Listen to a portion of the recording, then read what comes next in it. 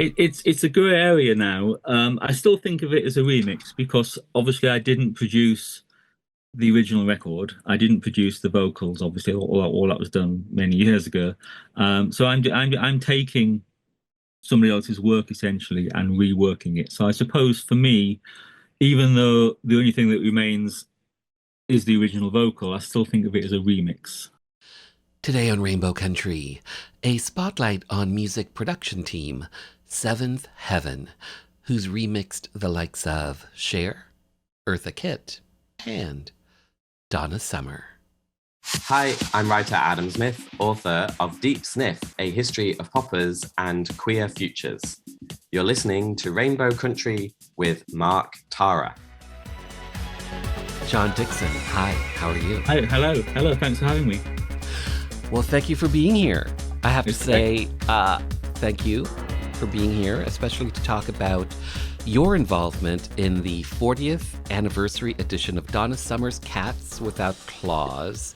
Let's just start from the ground and build up. Talk to me about how you got involved in this particular project. How did you end up working on Donna Summer's Cats Without Claws, the 40th anniversary edition? Yeah, sure. So I'm part of a remix team called Seventh Heaven, which is myself and Andy Wetson, and we've been remixing pop songs and club songs for almost 20 years, I think, in various forms. And Andy he's part manager and he's part kind of captain of the ship, if you like. So he has a lot of contacts in the industry and we're always looking for projects to be involved with. And we have quite a large history with, fairly big artists, people like Cher and people like that. So Andy's always, kind of in contact with the industry and looking for opportunities to remix and mix and work with artists from all over the world. So this project, I think he got wind of it quite a while ago now, and he first mentioned this project to me must have been, oh, I don't know, 4 or 5 months ago now. And of course, we're both massive disco fans, basically. Disco music, house music, disco music, anything from the 70s to now is just our bag. So, I mean, Donna Summer doesn't really get much bigger or better, really. So, of course, as soon as he mentioned Donna Summer, it's like, yeah, absolutely, want to be involved. Um, tell me more about it, basically. And I think over the coming months, little bits were fed to me, and the result was we ended up mixing one of the songs for the album, basically, which to say it was an honor is an understatement. I mean, just amazing to remix Donna Summer. I mean, it doesn't get much better than that, really. So yeah, that's how it came about, and of course we were delighted. So Donna Summer's Cats Without Claws was originally released in 1984. It's a Yeah, Grammy-winning album, winning Donna yeah. Summer the Best Inspirational Performance for a track called Forgive Me. You Uh-huh. guys end up remixing a song called I'm Free, a great song, love it. Yeah. How did you end up picking this particular track, I'm Well, Free? well, I didn't. This was left to Andy. I'll be really honest with you. I didn't know the song. I know lots of Donna Summer stuff, obviously. Obviously all the big hits that everyone knows. I didn't know this song, so it was a new song in many ways for me, which was interesting because obviously it's part of musical history. So that was a slightly strange one, but a challenge because first of all I had to acquaint myself with the song. Mm. Um, So when you and first heard it, what did you yeah. think? Well, I basically just sat and listened to it for 3, 4, 5 times just to Mm. get my head around it and to put myself in that era of that sort of music, I Because guess. it you have to admit it has a bit of a Caribbean feel to it. Or Yes, yeah, absolutely. I mean that's it's a process. Obviously, you listen to it, and the very first time you hear it, it's obviously all new, and you just take it in, and you're trying to work out what the inspiration for it was and kind of what makes it tick as a song, as a piece of music, before you can even start to consider remixing it. So yeah, it's a nice thing to be able to be involved in. so Um, when you're looking to to remix a song, especially a song that's part of a well-known artist's catalog that has Yeah. a built-in audience, and you're Yes. looking to take a particular song and put your own stamp on it. Mm. What sort of mindset do you have to be in to sort of say, take an original song that Mm. is in a certain vein and put your own unique Seventh Heaven take on it? Yeah. Talk to me about that process that you go through. It's not always the same. It depends on the song, but I suppose the bottom line is I say to myself, well, what can I do to the song that doesn't destroy it, but brings something fresh to it, and perhaps brings a slightly new audience to the song. Um, it depends a lot of the time on things like tempo, because obviously, if you're making a club remix, which is what we do a lot of the time, the tempos have to be kind of in the right area, otherwise DJs just won't play it.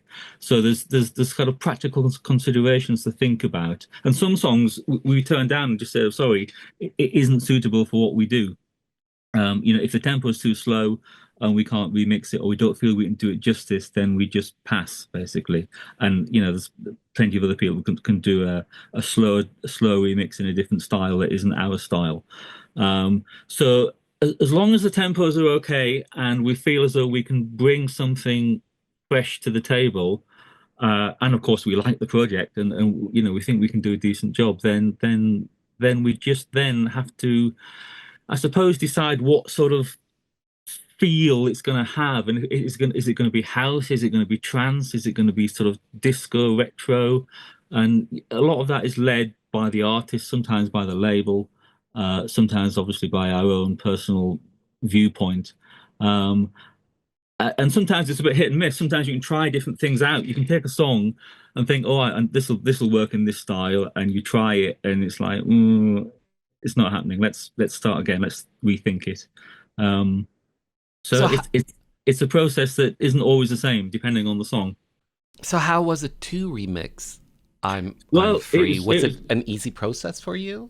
well, it was unusual in that I don't know if you were aware of this, but they hadn't got the original multi-track tapes. And this is happening more and more these days. We've done a few projects like this. So normally, of course, the record label sends you the vocals, and if you're lucky, you might get everything. You might get the whole multi-track. And if it's a disco track with strings on it, then brilliant because you've got all the strings to play with. But in this case, they hadn't even got the multi-track, so we had to do a process called vocal extraction, where we put the whole mix, the whole stereo radio edit or album version, or whatever it was, into some software, and it takes just the vocal from it. Um, which is a process in itself, and it's a bit hit and miss sometimes. You have to faff about and try and get the best quality you can. So that's a starting point, because if we couldn't do that, we couldn't really remix it. You need obviously the vocals separate from the rest of the music. So that was the first thing to do. And as I say, we've done this a few times with different artists now, where things have just got lost over time. It's one of those unfortunate things. So that was a starting point. So we put the whole original mix through this piece of software, and it basically processed it so there was just the vocal left. And then you have an a cappella essentially. You have very little control over it because it also takes the backing vocals with it as well, so you can't separate them out. So you have essentially a stereo a cappella, and that's your starting point. That's your ground zero, and from there, you have to, play around with it and decide on things like tempos. Obviously, what I tend to do is I work out the chords of the original song, and just map it out really quickly, just so I can get a feel for it and understand musically what's going on. And then I can rebuild a track based around that, and then hopefully try and get the right feel. I think because obviously what we do is dance music essentially. The bass line is in some ways one of the most important elements, because that dictates the whole feel of the track really. And once you've got the bass line and the drums kind of in rough form, you can hang other elements off of that.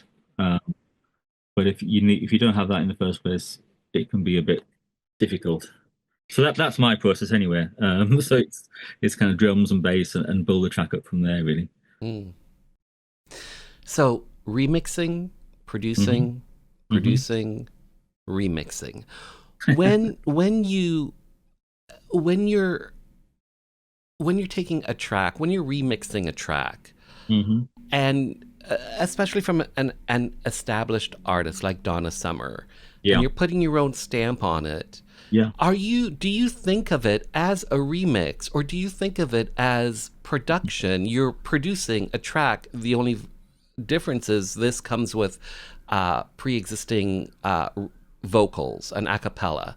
So Yeah. how do you look at it? Do you look at it as a remix or as production? It's a grey area now. I still think of it as a remix because obviously I didn't produce the original record. I didn't produce the vocals. Obviously, all that was done many years ago. So I'm taking somebody else's work essentially and reworking it. So I suppose for me, even though the only thing that remains is the original vocal, I still think of it as a remix. I mean, when I first started doing remixes, you would literally take everything and kind of you might speed the whole track up and add some drums, but it was essentially all of somebody else's elements. Where nowadays a remix can be, as you say, in some ways a full production. You can do everything. You can do the entire music backing track, but it's still a remix for me anyway, because it's based on somebody else's work that was originally the original version of that record. But it does sometimes cross over, because obviously, also is it a cover version? Well, it's not a cover version because it's the original artist. So it's a interesting area, and I also produce as well. So I'm perfectly happy to record vocals and work with artists um, on original material. So the skills involved in doing both are quite similar.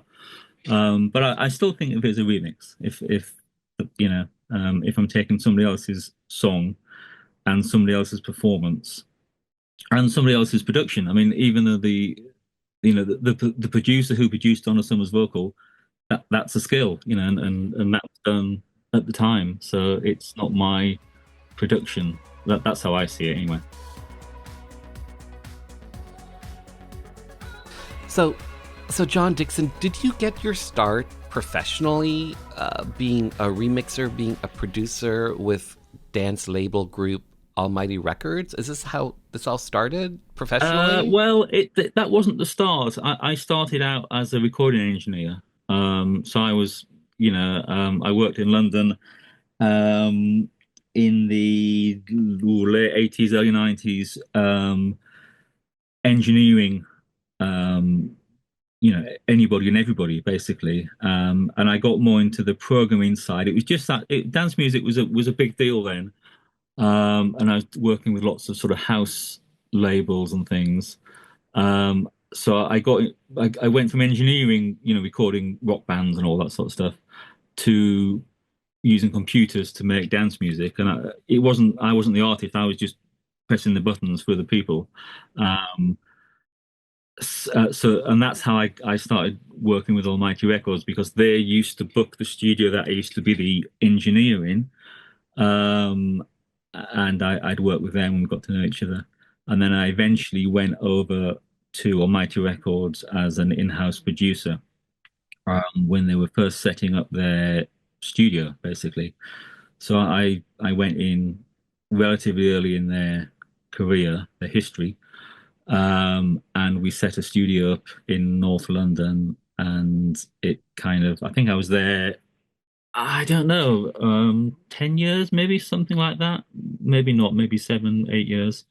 Um, and we built the studio up, and our profile, increased. And yeah, we did many, many, many remixes Hmm.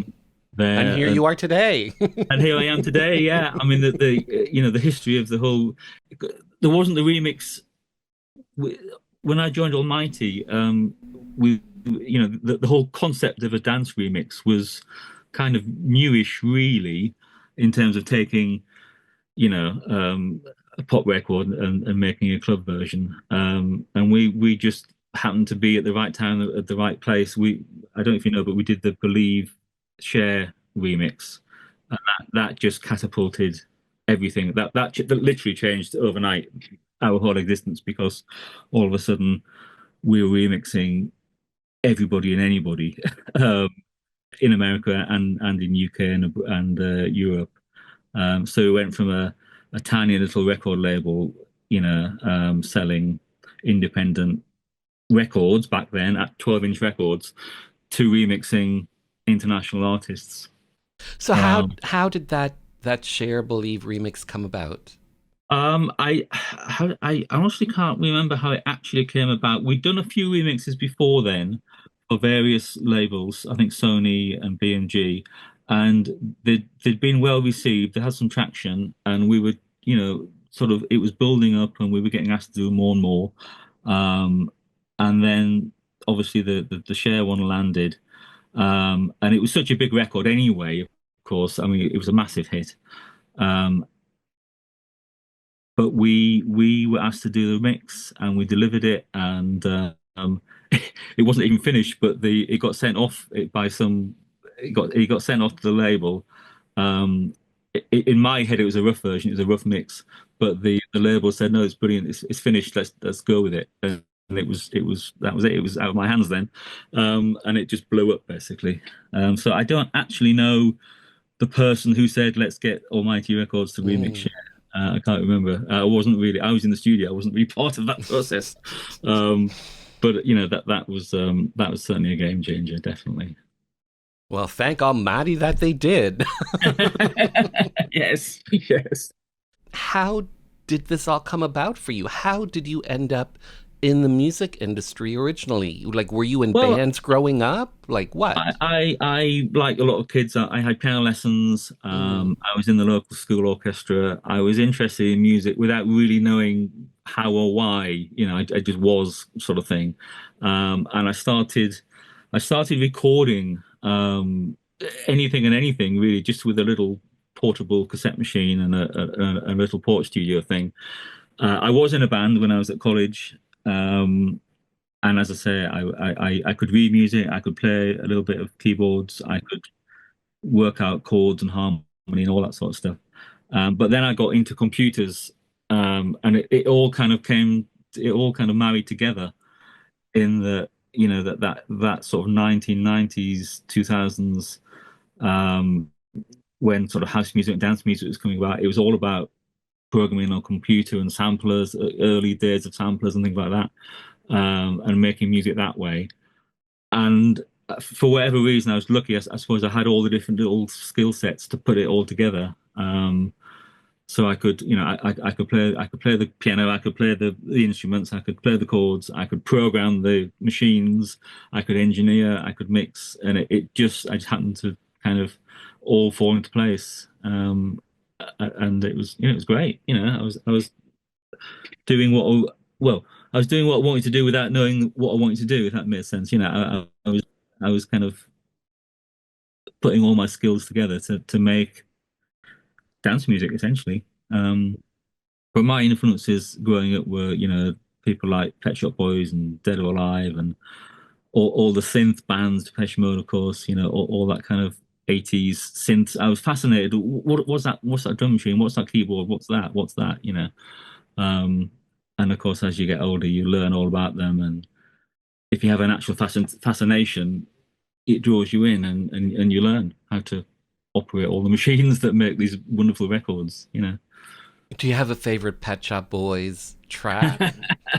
Oh, I don't. I mean, they're all so good. I mean, I suppose that kind of, I don't know, it's a sin sort of era. The big epic orchestral, over the top nonsense is just glorious. I mean, I'm a massive fan of Trevor Horn. I didn't produce Pet Shop Boys, but that orchestral largeness, the larger than life, the Frank Goes to Hollywood stuff, and the Pet Shop Boys in some ways are similar. So all that era of music where it was massive, everything just sounded great, huge and over the top and wonderful. That's my era, that's my sort of starting point in life, really. Have you ever worked or yeah, worked with Trevor Horn or anything? I haven't. No, I would love to. No, I haven't. I've remixed some Pet Shop Boys songs.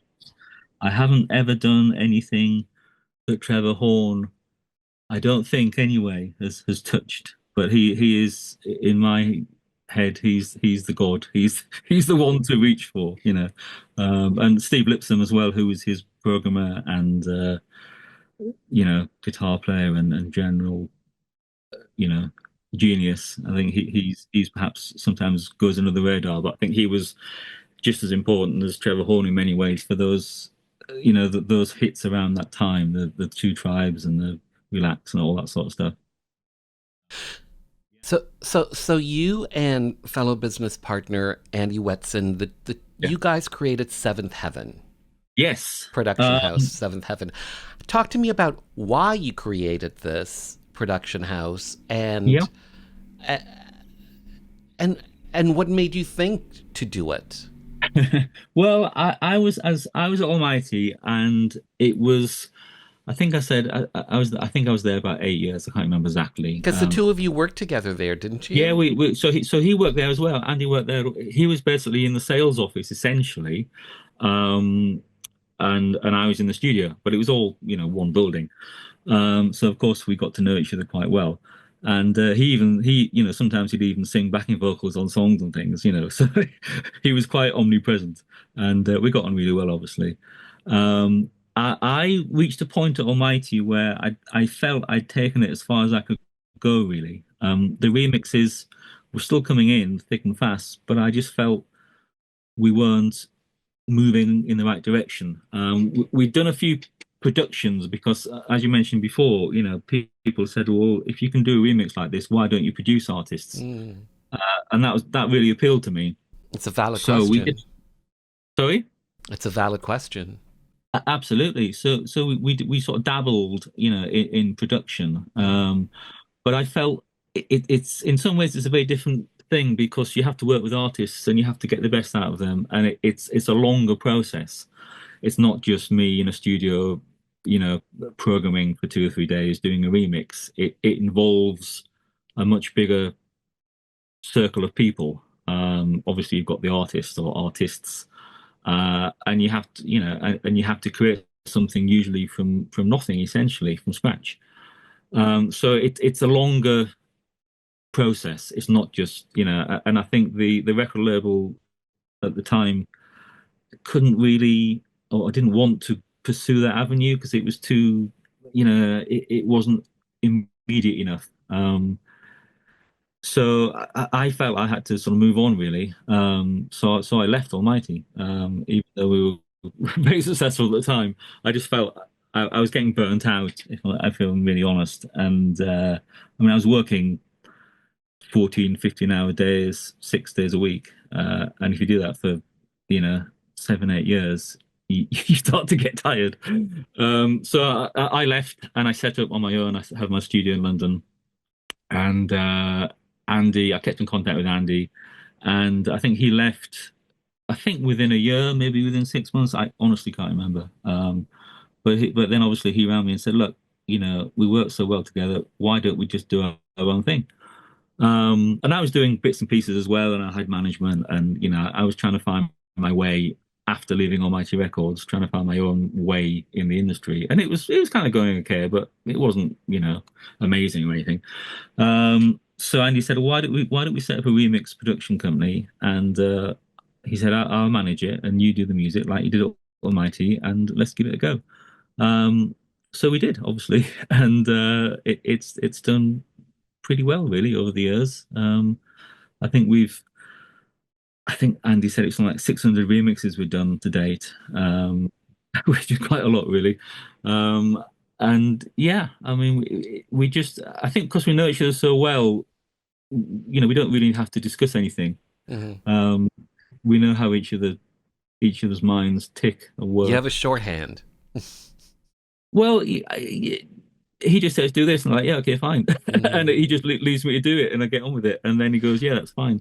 And Uh, and the so, name and the name Seventh Heaven, where does that come well, from? that was Andy's name. Because There's a nightclub in there's a group called Heaven 17, and I'm like, there's a group it's called There's also a nightclub called Heaven in London, a gay nightclub. yes, yes. I think that was part of that. The seven. You have to ask Andy where the seven comes from. I have no idea. I don't know. But it's stuck, and it's Hmm. like, well, that's fine. It's become a brand. So yeah, happy to go with that. No problem at all. So, John, you wear many hats. You're a musician, you're a remixer, you're an engineer, you're a producer.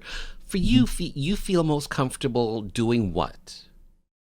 I like doing it all. I Mm-hmm. like the variety. I think if I just did one thing, Mm-hmm. a bit like I did it Almighty, I would get stuck in a rut. My day is sometimes doing a dance remix for, club tune, sometimes working with a singer, uh, sometimes mixing a live show. I do that as well. I like the variety. I think I get bored doing this literally the same thing day in day out. To me, variety is the spice of life, and it keeps me fresh in doing the dance mixes and doing anything really. If you can do different genres and different jobs within the industry, uh, I find it more interesting. And you learn bits from each other. You learn tricks and techniques, and you take experiences from one genre or one style of work and bring it into the other. And I think that keeps things fresh and interesting for me anyway. Looking back over your body of work, Yeah. the things that you've done, whether they've been productions, whether they've been remixes, Mm. do you have some projects that stand out in your mind, whether they stand out for good or bad, whatever? Do you have some projects that stand out for you? Um, yeah, I get asked this quite a lot, and the weird thing is, and I think this is not unusual actually. It's a bit like looking at yourself in the mirror. I find it hard to listen to my own work, basically. It's a bit cringy. It's like, oh no, I don't want to listen to it. Uh, but occasionally, you'll hear something, and you think, oh, you go, oh, that's what something I did that, and you go, oh, sounds all right actually. Um, I don't like looking back really, if I'm honest. Mm-hmm. There's a few mixes that I am. Oh, I'm proud of everything I do, but there's a few standout things I think. You've caught me on the hop, and I can't remember what they are top of my head. But yeah, there's a few things. I think some of the share mixes, because we did after Believe, we did, I don't know, at least half a dozen other share songs, and I think some of those I was really pleased with at the time, quite proud of. Um, I liked some of the we did. A Robbie Williams, Your Disco Needs You, Kylie Minogue, Robbie Williams duet, essentially, which I was really pleased with at the time. It's yeah, I mean, and some stuff I'm really pleased with, which was really tiny little label somewhere that nobody's ever heard of, but that I like that mix. That's a really good thing. It's not always the big name things that I'm the most proud of.